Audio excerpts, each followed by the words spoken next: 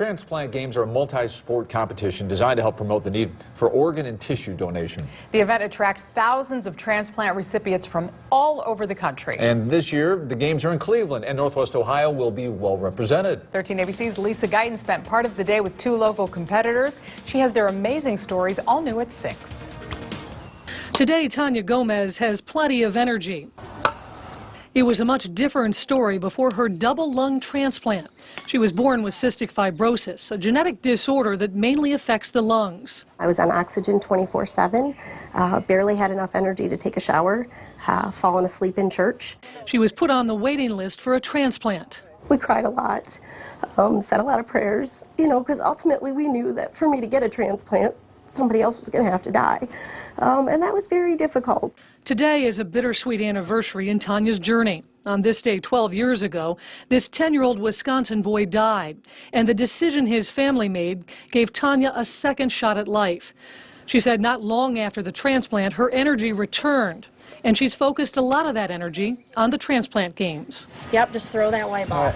This year will mark her 6th appearance, and her donor's family will once again be there cheering her on. I've been fortunate enough to win some medals, so she's been able to take some home with her too. So that's been really nice, because without Adam, I wouldn't be here today to be able to do that. Chris May also had a double lung transplant. He was diagnosed with sarcoidosis as a teenager.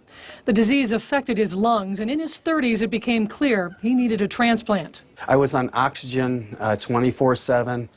I didn't have much energy at all. They told me that if I didn't get it, I would die. Chris has won several medals at the transplant games. This year he'll be competing in things like bocce and darts. My goal is to win at least 2 more, hopefully throw a gold in there or so, because I would like to give that gold medal to my donor family.